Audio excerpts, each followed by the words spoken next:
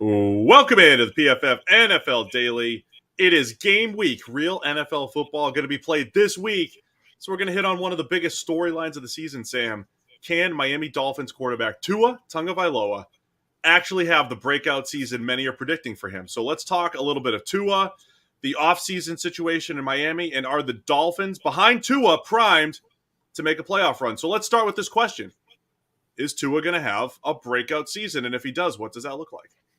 Yeah, all of a sudden we're starting to get some hype surrounding Tua, which is funny because, the narrative is kind of flipped 180 degrees. And I think ultimately, as is always the case with these narrative things, if you just take a step back and, fairly try and evaluate what was happening, you had to come to the conclusion based off the previous couple of years that you couldn't really evaluate Tua because the situation around him was so bad.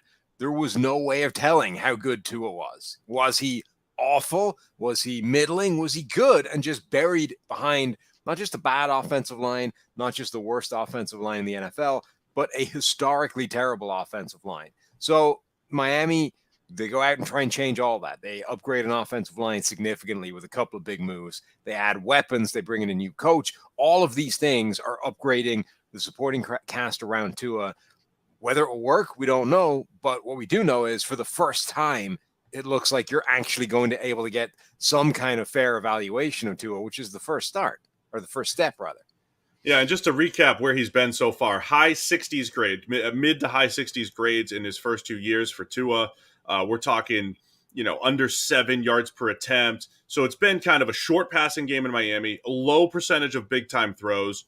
And last year, it definitely felt like the offensive line was an issue. And I think one of the questions we posed a lot last year, Sam, was Miami runs a lot of these RPOs, right, for the run-pass options. That's not the quarterback running. That is a called running play where the quarterback has the ability to pull it and throw. And they're nice free plays, but they're not plays that you want to build an entire offense around. And it felt like that's what Miami was doing. And the question we always asked was, is that because the offensive line, they have to protect them, or because Tua, they didn't trust him dropping back and driving the ball down the field and creating chunk plays? We're going to learn all of that this year with Tyreek Hill, with second year of Jalen Waddle.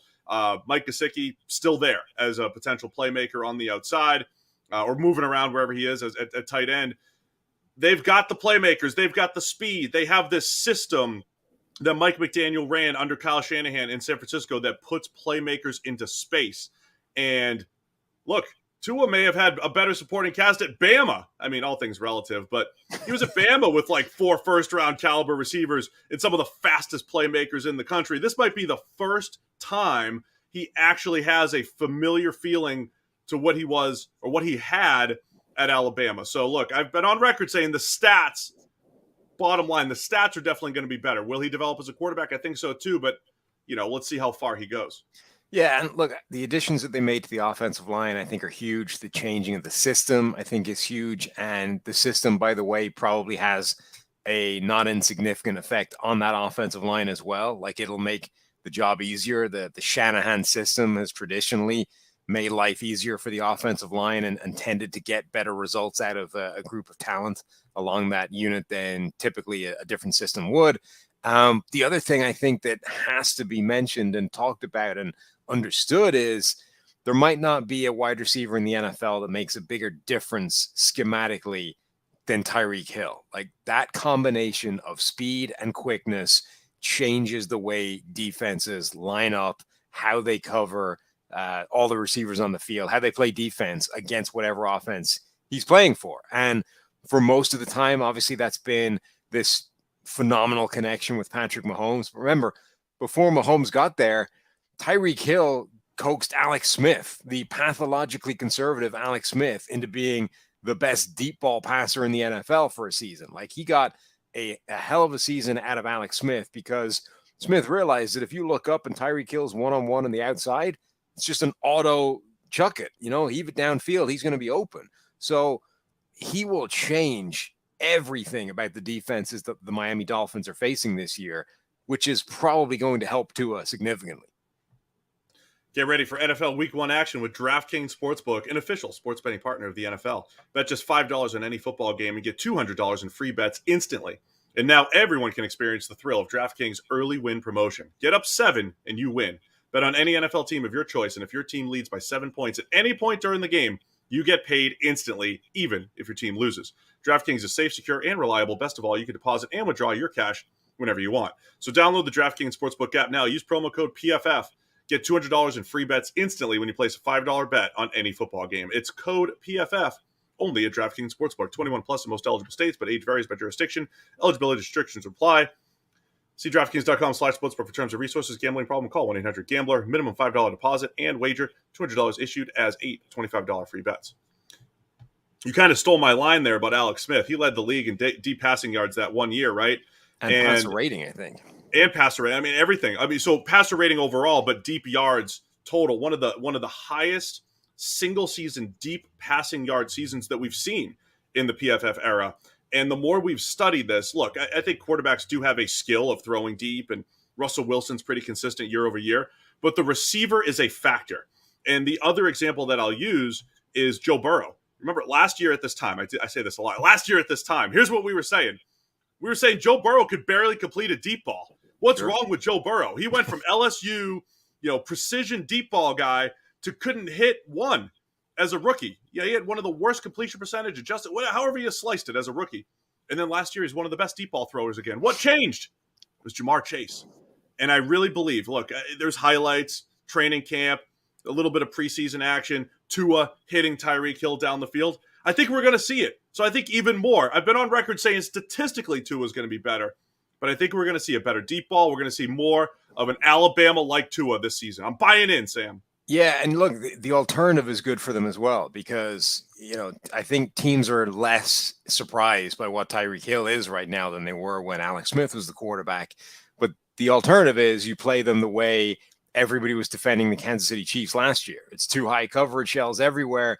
And if you show that to a Kyle Shanahan system, to a Shanahan offense, I mean, that is serious production underneath. That's the ground game going off. That's the underneath passes to Jalen Waddle, presumably to maybe Tyreek Hill, to anybody else they want to feed the ball underneath.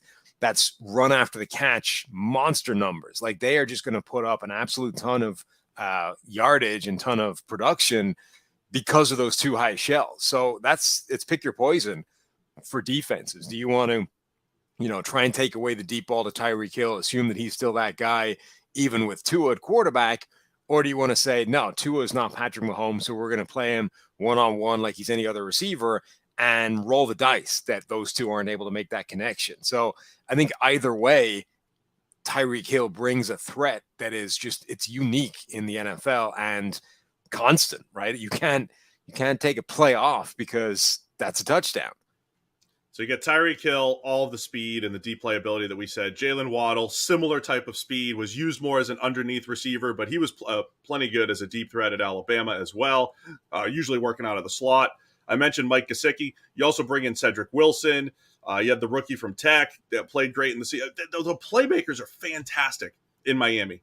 It does come down to this offensive line being that much better. Can Teron Armstead stay healthy at left tackle? Connor Williams is going to step into the center spot. Does he transition smoothly enough after playing solid at left guard for the Cowboys for a few years? Robert Hunt at right guard. If they are good enough on the offensive line, and I think they'll be protected a little bit by the scheme as well. There'll be a little bit more movement and pocket movement and quick passing and the whole thing. But if the O-line is better, I think Tua is finally set up for it, man. I think he'll be better statistically. I think the deep ball is going to look better. I think there'll be some games where he goes out and wins with his arm, actually picks defenses apart and wins with his arm. That's what's kind of been missing in Tua's career, especially against better competition. I think we're going to see it because of all these weapons that they've put in place and that it's going to start playing to Tua's strengths a little bit better. Yeah, and the offensive line, there's still some concerns on it. Maybe 2/5 are still positions that you would be like, I don't know. But when you have an offensive line coming from that bad a spot, when they're coming from, the worst offensive line in the league, one of the worst we've seen, it's so easy to jump forward in big leaps. Remember when the Seattle Seahawks went and traded for Dwayne Brown, the difference that Dwayne Brown on his own made to that offensive line. Teron Armstead can do the same kind of thing for Miami's offensive line. And they didn't just make that move. They got Armstead. They also got Connor Williams, and they had Robert Hunt already. So I think this line without, fixing all 5 spots could take massive jumps. And okay, maybe there won't be a good offensive line, but they could get towards average. And that's obviously always the goal when it comes to the offensive line. Just get back toward average, and then you can really make some hay on the offensive side. What's your final word then? Tua, breakout season. Is it happening? Yeah, like I think we're finally going to get to see Tua. Like we thought that he was the second best quarterback in that draft class. Now, it's unlikely he ends up better than either Burrow or Herbert at this point, but all of a sudden he might actually belong in a conversation with those two guys, as opposed to, the poor stepchild that's just getting ignored while those other two guys are amazing. So yeah, I think Tua is going to show that he was a good quarterback all along, just in a terrible system. I'm feeling generous here. First week of the season, Tua's going to finish with a top 15 grade this year, much like Jimmy G did for the 49ers in 2019 when the Niners went to the Super Bowl. You heard it here. Not first, but you just heard it here. Tua's breaking out this season.